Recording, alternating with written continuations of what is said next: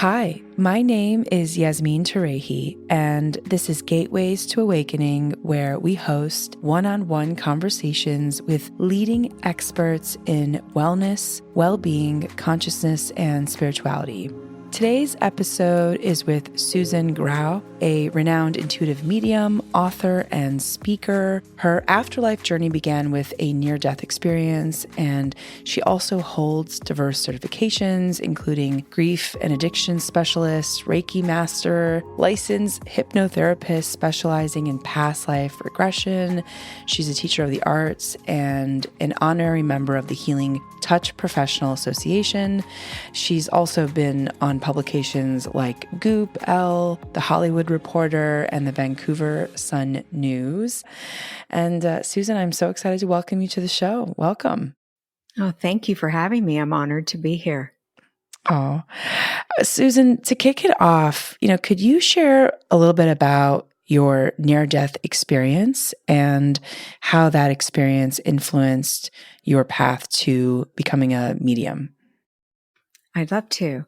It actually started prior to my near-death experience. I think the only thing I remember about being 3 years old is seeing animals float when they would pass away.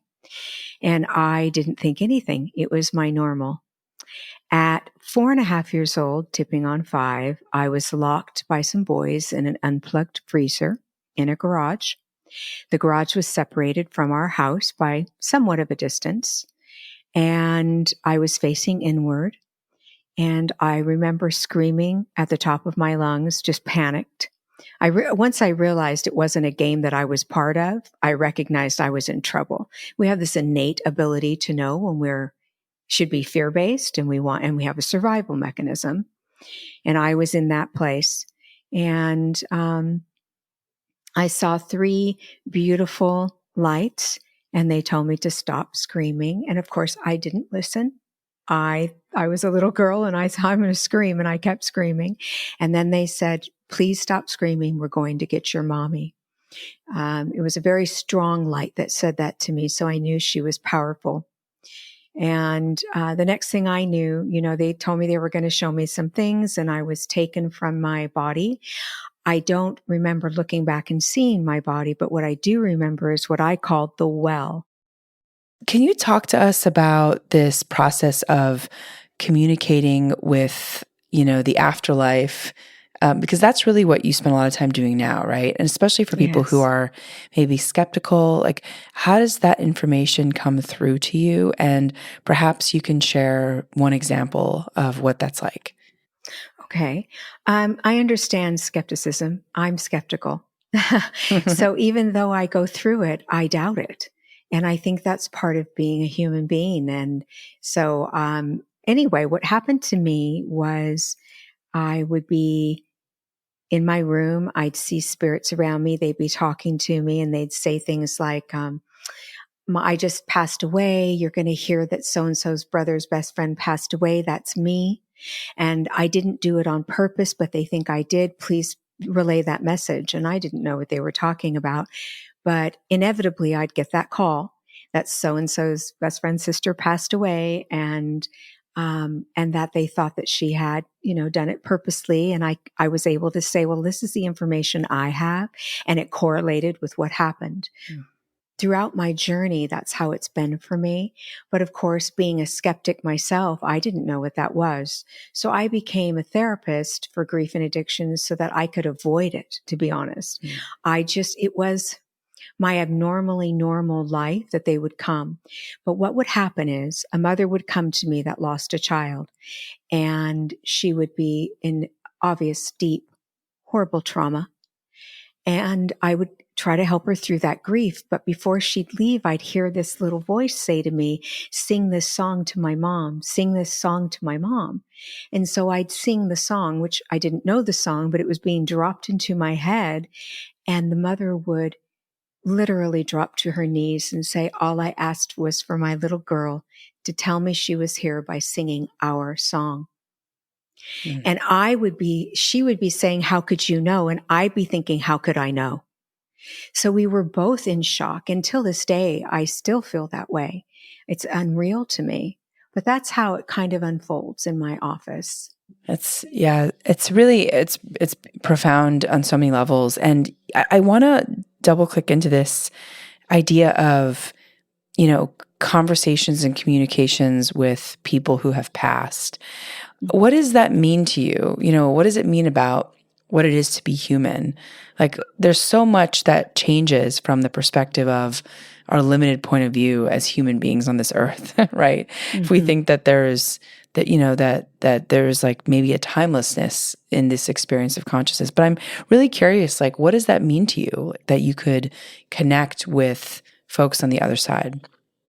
I think most importantly, I understand that we live on. We don't die.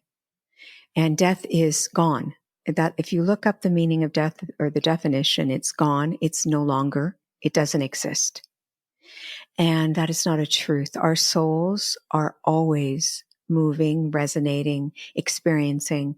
They always are, always have been, and always will be.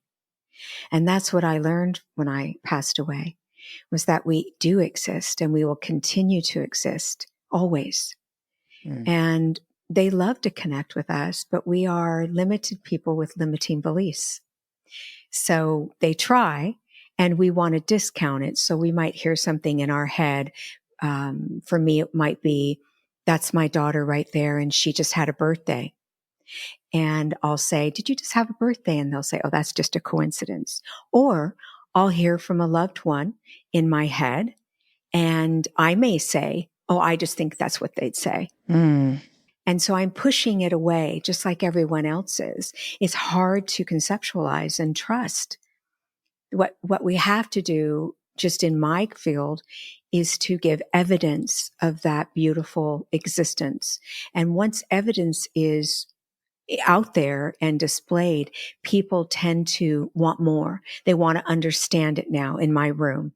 And so they'll ask for more. And as the evidence is coming in of the existence of their loved one, things I couldn't know, things they did yesterday or last week or 6 months ago, they start to realize that, oh, they're really here. They're here with me. That can't be. And I'm thinking that can't be. So I too am that skeptic, and I too am fearful of believing something that might not be, but I can't deny evidential information. And I can't deny the healing mechanism that creates soothing, loving energy for the people that come to me that need to know their loved ones aren't gone. That's beautiful. And Susan, does this work sort of like, do they come and find you and give you information, or do you go ask for information on behalf of specific people? Is it on demand, or do you have, does it require a certain space and setting? How does it work? I believe that we bring our loved ones with us, and they suit up and they show up. So if someone's coming to me and they're telling their loved one, please, please give her evidence that you're here. I need to know you're here. I miss you. I need you. I need to know I'm not alone. They'll come into my room and I'll watch them come in and I'll see something following them. Wow. And I may say something like, your father's here and he's telling me that you asked him to come and you were listening to the radio and he flipped the dial. And they'll pause and go, you couldn't know that. And that did happen. And so then I start hearing the information. I'm having a human experience, as all mediums are. So it's not perfection. It's impossible. But it's very evidential enough that I wait until my client can say to me, I know they're here. I cannot doubt the fact that you know things you couldn't know. So that's kind of how it works. Very fascinating. Yeah. And like, what's the experience of their energy? Is it mostly a seeing, a knowing, a hearing, or all of the above? All of the above. All of the above. I use claircognizance, which clair means clear in French. It's clear knowing. And that's what I use. So it's like something drops into my head and I just know they're here. I know their name. I know what they're trying to get across. But I have all the clairs. I'm super curious, like, does it work with people who have passed a very long time ago? For example, my grandparents, would that, one in particular passed a very long time ago and others within like the last 10 years. Is that something that you could easily connect with? Or if too much time has passed, like does that not really, especially if there's not as much closeness, or maybe closeness is not the right word. I was close with my grandparents, but they spoke a different language. Mm-hmm. So we didn't have, I guess, maybe as deep of a relationship as I would have liked. But yeah, I'm just curious. Actually, yes, they can come through no matter how long they've been there. I can't quite explain it. I tend to believe that their higher self is there still. I don't know. A lot of people believe in reincarnation. I can't be sure. I do believe in past lives. Mm-hmm. So that tells me there's future lives. However, yes, there's a connection. It depends upon the person that's coming to me. So if you were to come to me and not believe and push it away, I may not be able to connect in. Mm-hmm. But if you're open and willing, it makes it easier for me to feel their energy because I'm not feeling that push. I'm actually feeling invited in. I see. Got it. Okay. All right. I was just kind of thought it'd be fun to do maybe a live connection, but we don't have to do that at all. So, well, what I know about your grandmother is that she's very old school. Mm-hmm. I do know that she was unhealthy, so something made her sick. She has a kindness to her, but I would not cross her. I would not disrespect her. I feel like she wanted to be respected. She feels like a very hard worker. She reminds me of someone that might say, I worked my fingers to the bone, but would never complain about that. She would say it, but she wouldn't complain. She feels like she carries a lot of love and warmness to her. She did have a major loss on her journey. Someone passed away that was extremely important to her. And so she was okay with going. She was ready to go when she left. I see kind of a roller coaster, so I have to assume that she might have been ill because I kind of see I'm feeling a little better, I'm not. I'm feeling a little better, I'm not. I know that she wanted more time with her family, but that wasn't going to happen. Now, I don't know which grandmother this is for you because we're not in a room together and I'm not connecting into your energy, but I do know she's there.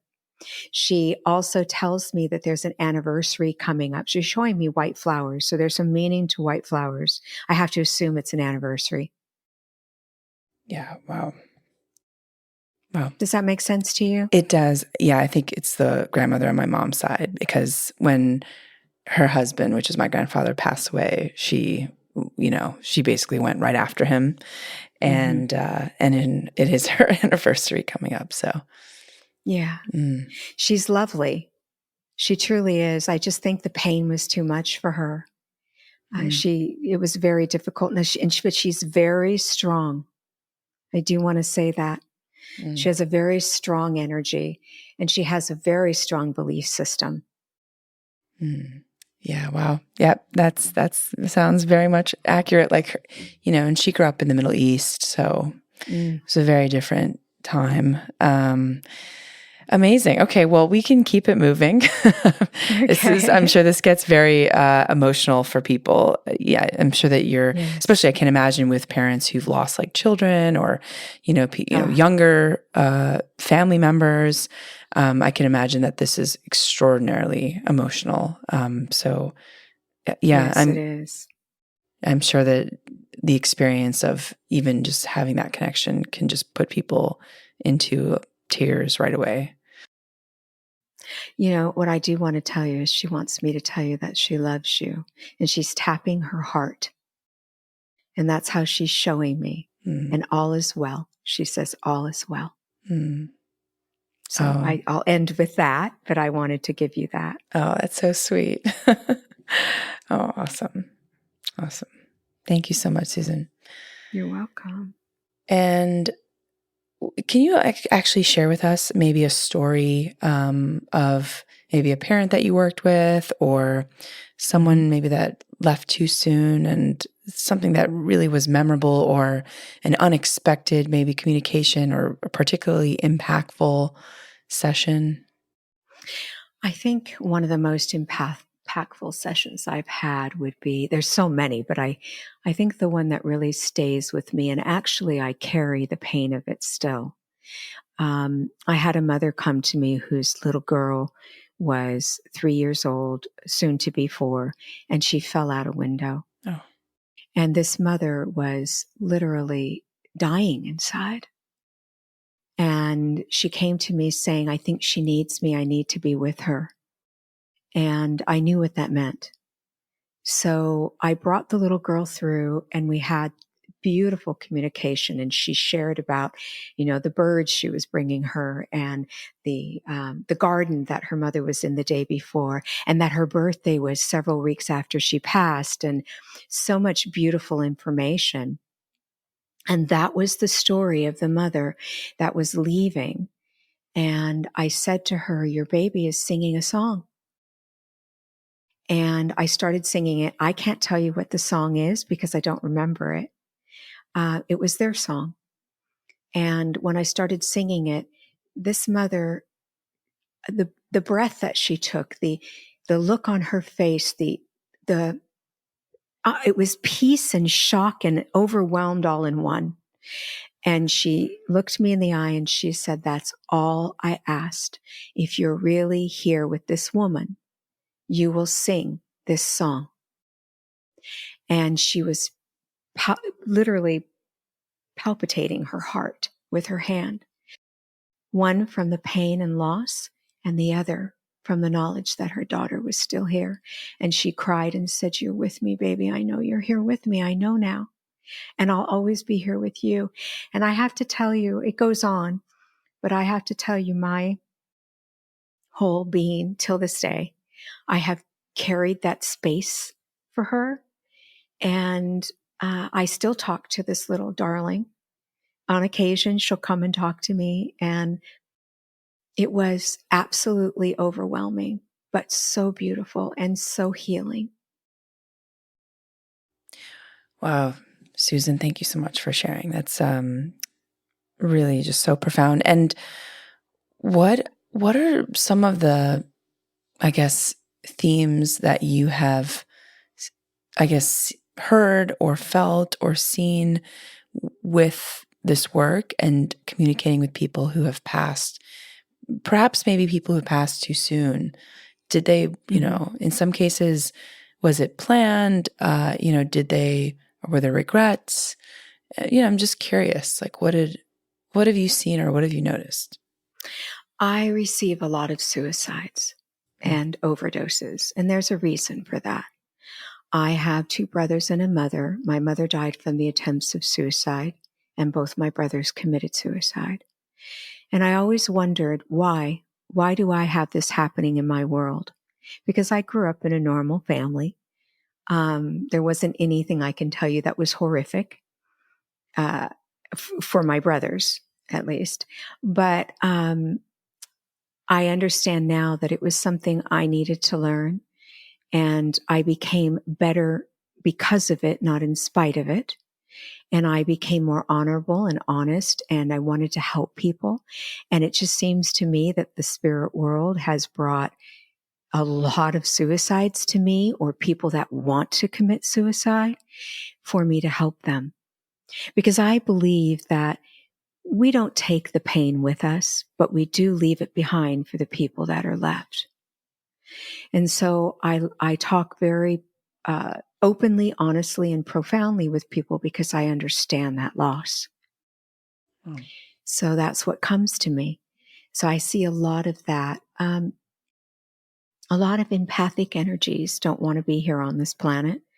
That's one of the things I see often, and they don't understand that they're empathic. And empathic simply means they feel everything.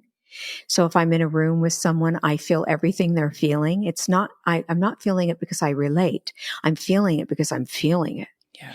And we take in all this energy and we don't know what to do with it. And it's painful. It can be beautiful, but there's a lot of pain in this world too. And we don't know where to go with it. And we don't understand it, and no one else does. So I spend a great deal of time volunteering my time for people who have lost their children to addiction or suicide. Addiction's just simply a form of trying to manage whatever it is they're feeling and sensing and experiencing, whether it be depression or other people's energy, and teaching them, the younger generation, about being an empath and what that means and what that holds for them in the future if they can manage to get through that. So that's really been a lot of what I see, but I see everything. I see men who have lost their wives who don't feel they can go on without them. They come in my room, arms crossed, tight-lipped, saying, my child brought me here, but I don't believe. And I say, that's okay. But in my head, I'm thinking, oh, Spirit's going to show them because they want them to know they're here. And so they're going to get a lot. And ultimately, every single time, they've stood up and started crying and hugged me and said, I came a non-believer. I'm leaving a believer. I know my baby's with me or my wife is with me. And that to me says it all. Wow. This work feels like it's just so, it can catalyze someone into such a profound spiritual awakening. This, reminds me a little bit of Many Lives, Many Masters with Brian Weiss. He wrote this book on, past lives. And that for me was really revelatory because I think up until maybe 10 years ago, I didn't quite believe in that concept or idea, but there's so much evidence, and maybe it's anecdotal, but still, like when there's hundreds and hundreds and thousands of stories, how can we, what's our explanation? I think that's my bigger question. What's the explanation? How is it possible to know about this information, and have access to it in a different time and space? What does that mean about why we're here? So I'm just, I'm kind of curious. Have you seen this work catalyze people or shift people's beliefs? Like you mentioned with this, father, but I'm curious if you've seen, people really drastically change their lives after having experienced this. Absolutely.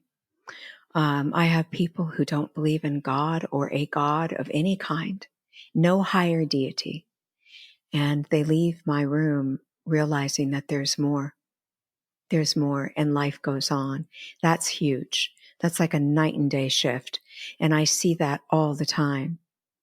So for me, I know why we're here. I was told that we are here for soul progression and soul expansion.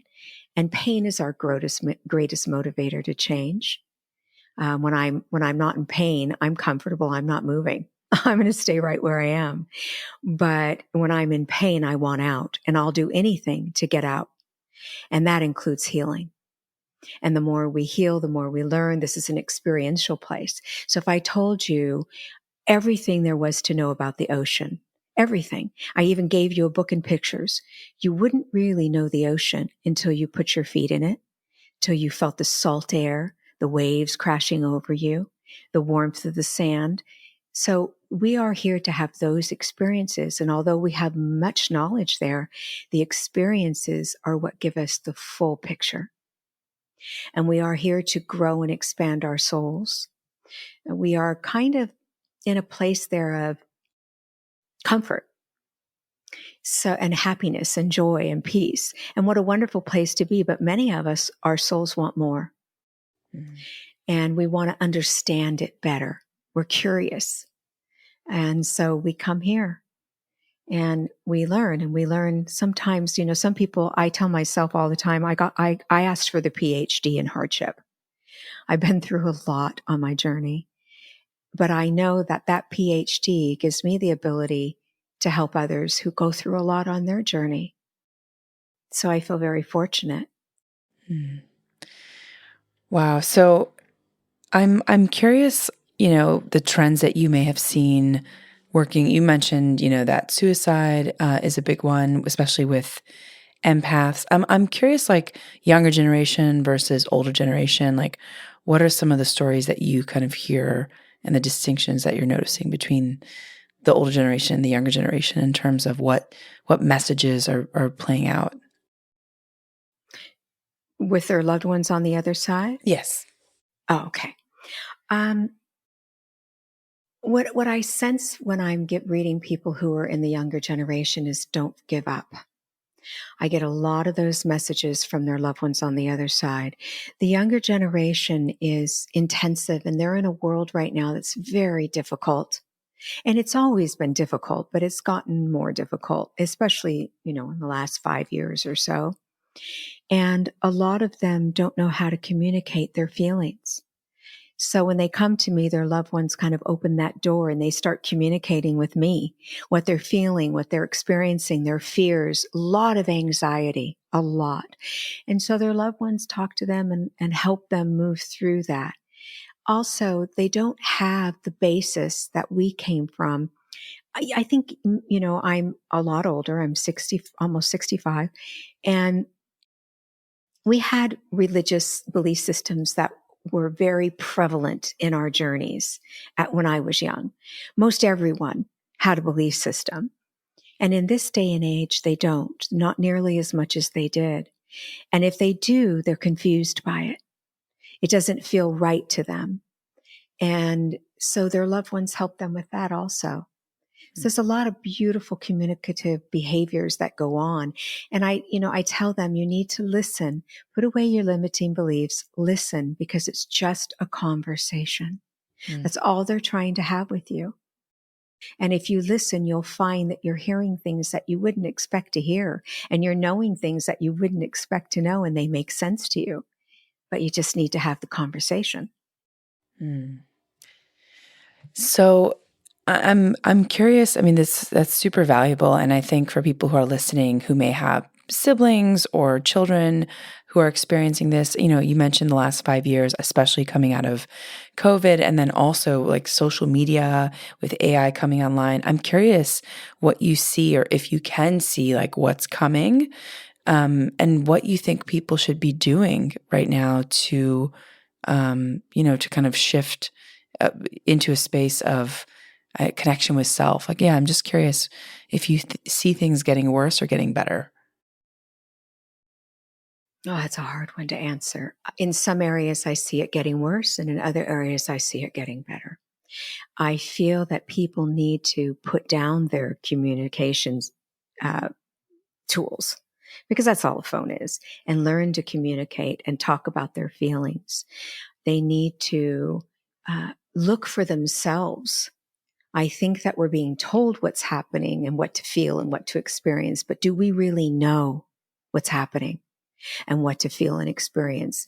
We hear it something on TikTok, which I have nothing against TikTok, by the way, but we hear something on TikTok, it becomes our truth.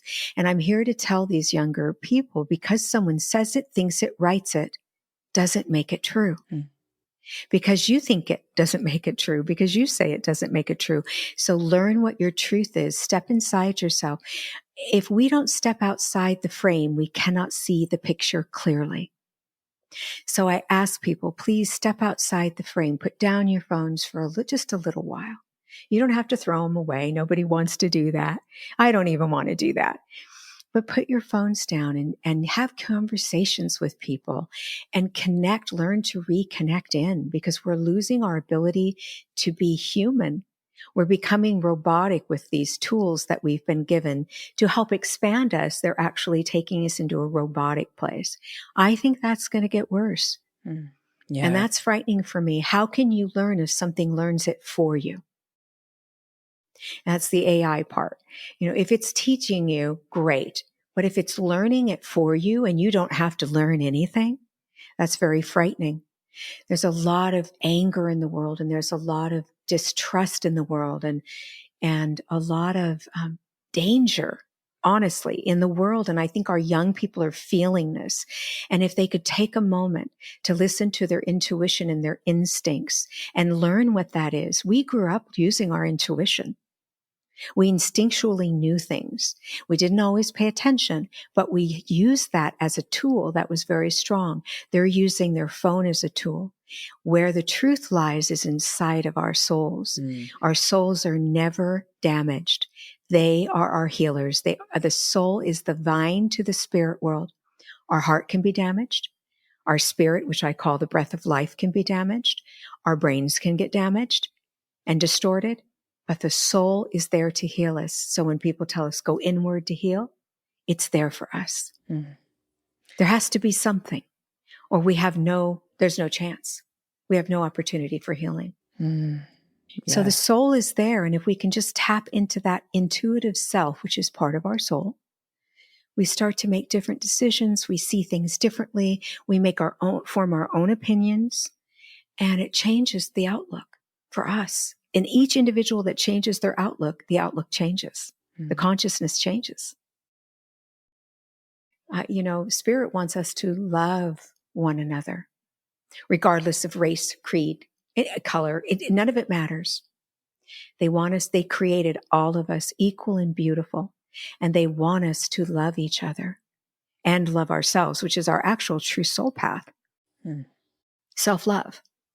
It's the hardest thing you'll do. I always hear that comment, that saying, you can't love anyone else if you don't love yourself. And I say, nonsense. That's nonsense. I am able innately to love others. It's me I'm hard on. And I know that our soul mission, the biggest piece of our soul mission is self-love. It is the hardest thing we do.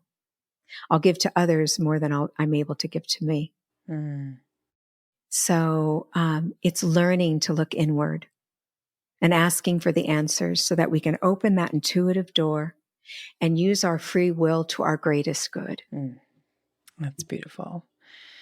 I'm curious, and to me, that feels like such a big call to action. And like coming out of this conversation, I'm like, you know what? I think I'm going to do a phone weekend detox and just put my phone away. Because I think you're right. I mean, we've become so used to having our phones with us all the time, and it does shift, I think, where our minds are what we're tracking, what we're aware of, the images that we're like submerging ourselves in and day out. But I'm also curious, like, can you get access to notable figures who have passed away? And like, the one that comes to mind right now is Matthew Perry, for example. I know that was a really big shock for a lot of people. I'm curious, like, do you have like information from those types of folks too who have crossed over, and why? Occasionally, I will get information. So I did some hotels that had, I would say, some very frightening figures, but that are now healed, that talk to me.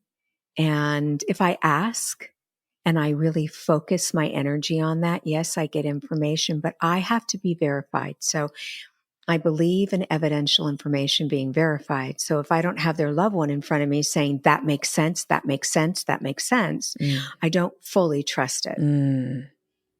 Because that's what makes it valuable. The words I'm using aren't valuable unless it makes sense to someone else. Yeah, it makes sense. So, I'm also curious about the journey that you've been on towards like mediumship, and, for people that maybe would like to experience being a medium, is that something that you could learn, or do you have to be born with a specific skill set to be able to do that? I think we don't use that area of our brain very easily. And I think that everyone has that capacity, but it takes a lot of work. And I'm not certain that everyone is meant to use it in this lifetime, maybe a different one. But I do know that we are all able to connect in if we put away our limiting beliefs. Once again, have the conversation and trust what we get. So if I'm talking and I hear my mom in my head answer me, and I say, oh, I just thought she'd say that, then I'm going to go there and I'm going to push it away. But if I'm wrong and she is saying it, I'm telling her I'm listening. And if I'm right that it wasn't her saying it, I'm still telling her I'm listening that way. So I can't lose either way. She's going to go, oh, wait, she's trying to hear me this way. I'm going to start talking to her this way, even if I'm not accurate and it wasn't her. So there is no way to lose when you're communicating. So the goal is just allow that information to come in, let go of what I call the stoppers, which is mostly limiting beliefs and fear. Fear is our greatest shield in the way of spirit. What if I'm wrong? What if I'm crazy? What if? We can what if ourselves to death almost in everything we do. I think that the biggest, most difficult part of this for people is when I tell them the soul is never damaged. And so if someone has harmed you that's coming through, they're coming through to make amends. They are not coming through to damage you. And I thank God, my God, whatever, how I see that there is a beautiful way up there that they're able to heal the damaged, the people who are perpetrators that have caused deep harm. Because if they haven't and they do come back here, that's pretty scary. So my hope is they all can be healed, regardless of what they've done. That's beautiful. That's amazing. And I'm also curious about your work with past life regression. Is there any past life regression that may have really profoundly impacted a client? And also feel free to, check me out with past life stuff if you want. But I'm, just curious if you can give us an example of that as well.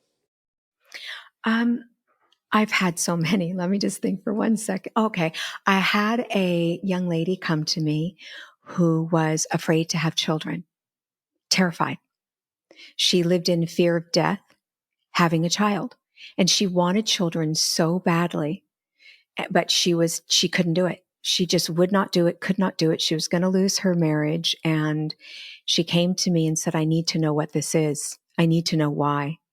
And we did a past life regression. And ultimately what occurred was at a past life, she had given birth and died in childbirth, and her baby died also. And she was terrified of that happening. And she had the whole story. It was so amazing. And when she came back from, relaying this whole story, she said to me, I understand. While I was going through that, I completely understood why it was affecting me. It was like I was here, but I was there. And I said, well, that's hypnosis. If you are driving in your car and you're going from A to Z and you don't know how you got to Z, you were in a hypnotic state, but you got there safely. So I say, so you're here in this room. Yes. But you're having the experience of why this fear is ruminating in you and taking over your life. And she ended up having a baby. Wow.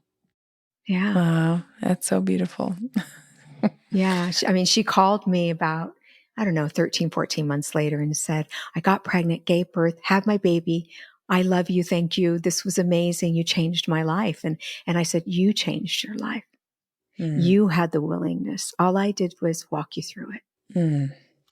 And that's the truth. It's even with mediumship. I'm just a conduit. I'm not anything more special than every other human on this planet. We all have gifts. Someone can play the piano beautifully. I can't. We all have gifts.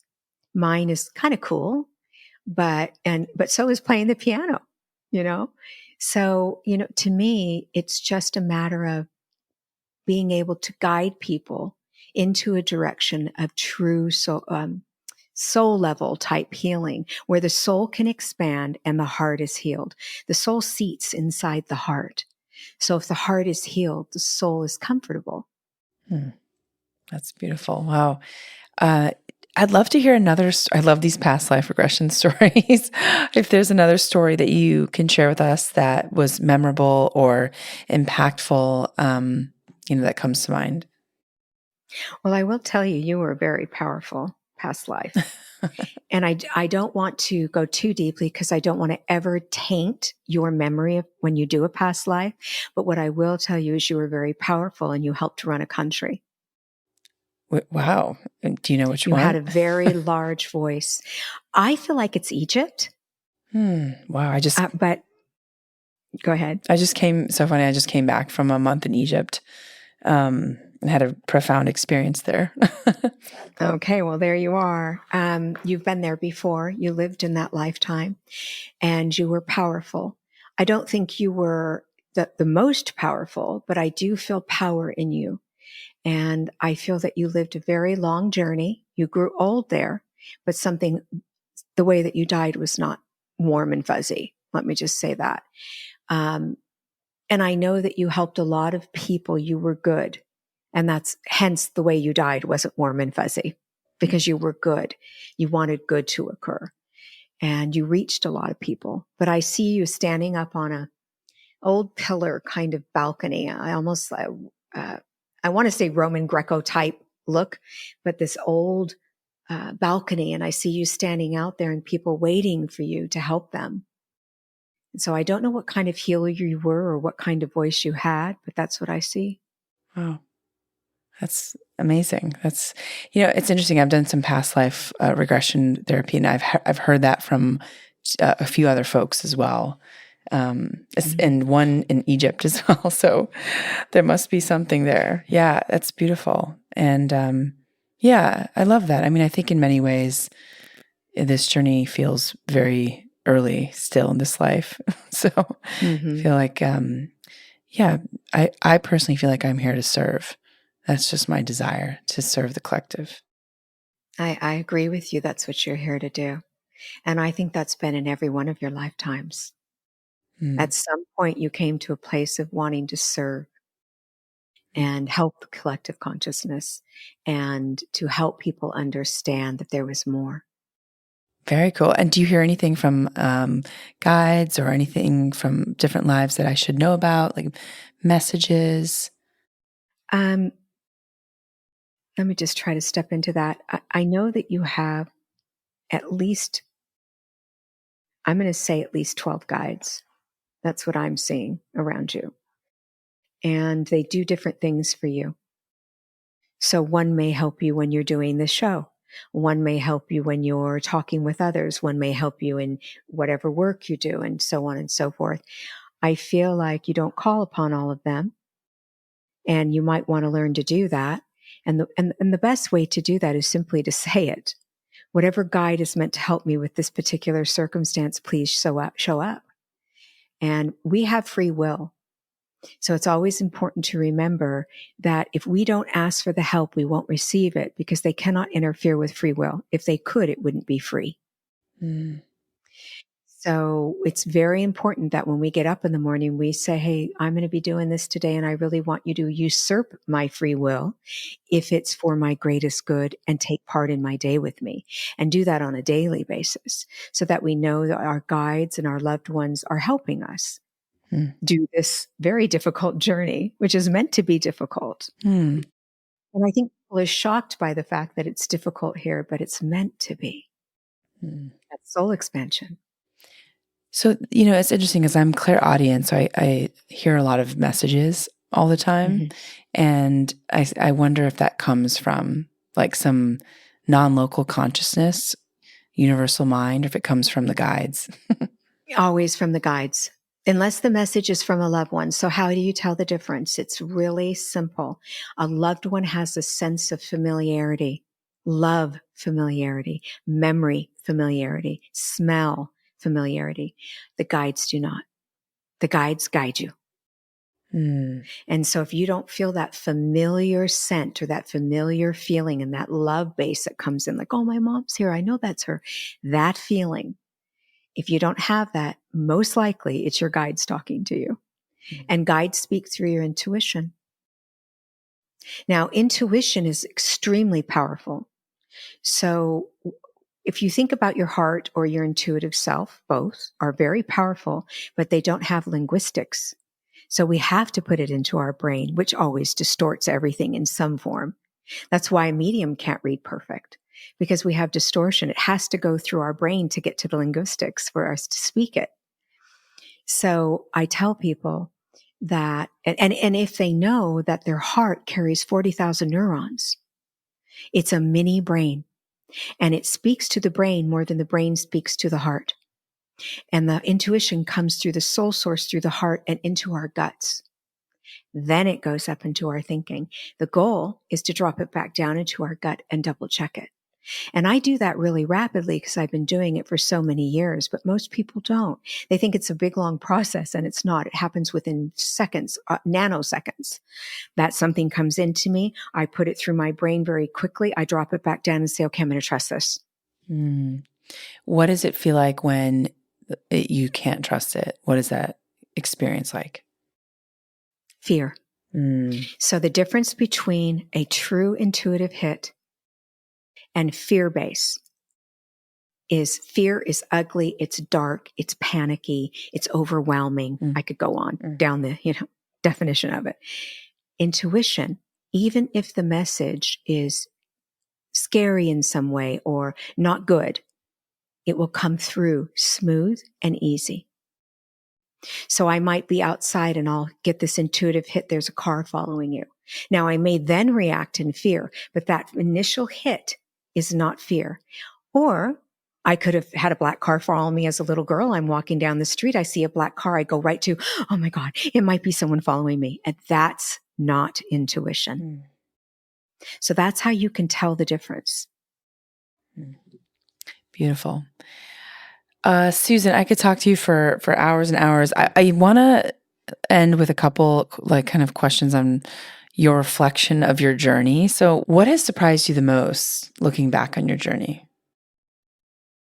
That I survived, that I had the ability to walk through some of the darkest pain imaginable, and that I came out on the other side, that we all have that capacity, but I didn't know that. Sometimes I didn't know if I would survive the pain, but I did. And to me, that was surprising. I felt the power or empowerment of that strength, and it has guided me throughout my journey. I had to have it. My life was not easy, as many can say. I'm not singular.